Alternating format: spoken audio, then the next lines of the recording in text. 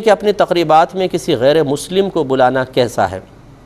دیکھیں، غیر مسلم کے ساتھ ہم انسانیت کے ناطے غیر مسلم کا بھی احترام کرتے ہیں۔ اگر وہ حاجت مند ہو تو مذہب اسلام اس کی ضرورت کا بھی لحاظ کرتا ہے، بلکہ میرے آقا صلی اللہ علیہ وسلم نے ارشاد فرمایا کہ ہر تر جگر کے ساتھ نیک سلوک کرنے میں اجر ہے۔ حتیٰ کہ ایک جانور کے ساتھ بھی ہم اچھا سلوک کریں تو اللہ تعالیٰ اس پر بھی ثواب عطا فرماتا ہے۔ تو غیر مسلم تو پھر بھی انسان ہے، اگر وہ آپ کے محلے میں ہیں، ان کو ضرورت ہے تو انسانیت کے ناطے آپ ان کی مدد نفلی صدقات وغیرہ کے ذریعے کر سکتے ہیں۔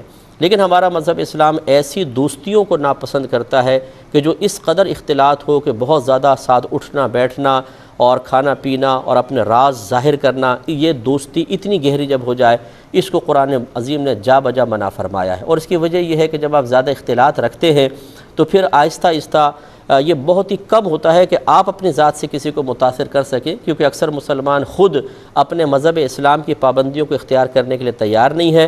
نتیجہ نکلتا ہے کہ بعض اوقات دوسرے کی کوئی ایسی چیز کہ جو ہمارے مذہب اسلام کی تعلیمات کے خلاف ہے اچھی لگنے لگ جاتی ہے، اور اس سے ایمان میں فرق آ سکتا ہے۔ لہٰذا ایک ظاہری برتاؤ، ظاہری تعلق رکھنے میں تو کوئی حرج نہیں ہے۔ جیسے آپ اسکول جاتے ہیں، کالج یونیورسٹی ہیں، آپ آفیسز میں ہیں، فیکٹریز میں ہیں، وہاں پہ ہوتے ہیں تو ٹھیک ہے، ایک ظاہری تعلق اچھی بات ہے، تاکہ وہ مذہب اسلام سے بدظن بھی نہ ہو۔ وہ یہ نہ کہیں کہ کیا آپ کا مذہب اسلام اخلاق کی تعلیم نہیں دیتا ہے، وہ آپ کے مخالف نہ ہوں، اس طرح کا رویہ بھی اختیار نہ کریں، لیکن بہت زیادہ گہرائی میں بھی نہ جائیں۔ یہی میرا مشورہ ہے، اور اس چیز کو مذہب اسلام ہمیں سکھاتا ہے، اس کو اختیار کرنا چاہیے۔ کسی بھی ایسے کوئی مذہبی تہوار کہ جو کسی کی مذہبی علامت ہو اور اس کی مبارکباد دینے میں شرعی طور پہ گرفت ہو، یہ مناسب نہیں ہوتا ہے، یہ آپ خود فیصلہ کریں۔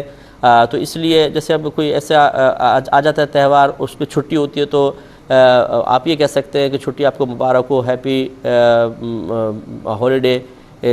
ہالیڈے تو نہ کہیں، مطلب ہیپی ڈے اس طرح کہہ دیں، کچھ بھی لفظ کہہ دیجئے تو یہ زیادہ بہتر ہوتا ہے۔ بعض اوقات الفاظ کے ایسے معانی نکل رہے ہوتے ہیں کہ جو معانی ہمارے مذہب اسلام کی بنیادی تعلیمات کے بالکل خلاف ہوتے ہیں، مذہب ان کا انکار کر رہا ہوتا ہے۔ اس لیے بہتر اس کا مشورہ میرا یہ ہوگا کہ جو آپ کے اطراف میں جو بھی آپ پوچھنا چاہتے ہیں، اپنے قریبی کوئی اچھے علماء ہوں، ان سے مشورہ کر لیں، پھر اس کے بعد آپ یہ اس طرح کے الفاظ ادا کریں۔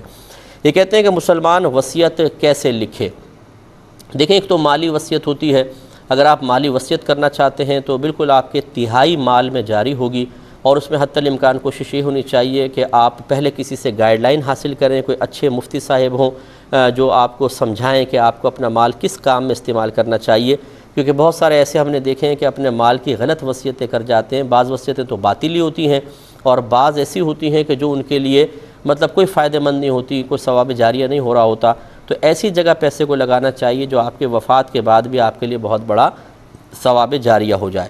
دوسرا، اگر ویسی وصیتیں آپ کرنا چاہتے ہیں اپنے اولاد کے لیے، اپنی بیوی کے لیے، اپنے بچوں کے لیے، دوست احباب کے لیے، جیسے کوئی دینی مقتدا ہوتے ہیں، پیشوا ہوتے ہیں، وہ اپنے متبعین کے لیے کوئی وصیت کرنا چاہیں تو پھر وہ ماحول، طبیعتیں اور علاقے کے اعتبار سے مختلف ہوں گی۔ ایسا اگر آپ پاکستان میں کوئی وصیت کر رہے ہیں تو بہت ساری ایسی جو یہاں پابندی اختیار کر سکتے ہیں، ان کی وصیتیں بہت اچھی ہیں۔ باہر کے ملک میں کوئی وصیت کر رہے ہیں تو بعض اوقات ایسا ہوگا کہ اگر یہاں والی وصیت وہاں پہ بعینی نافذ کرنے کی کوشش کی جائے تو شاید بہت سارے امور میں وہاں کے لوگ عاجز آ جائیں گے، ان وصیتوں کو پورا نہیں کر سکیں گے۔ تو پھر جیسا ماحول ہو اس کے مطابق بہت اچھی نصیحتیں، جس میں عقیدے کی درستگی کی طرف اشارہ، اچھی صحبت کی طرف ہو، فکر آخرت کا مسئلہ ہو، دنیا سے بے رغبتی کی باتیں ہوں، اس طرح کی وصیتیں مرتب کرنا بہت ہی اچھا ہوتا ہے۔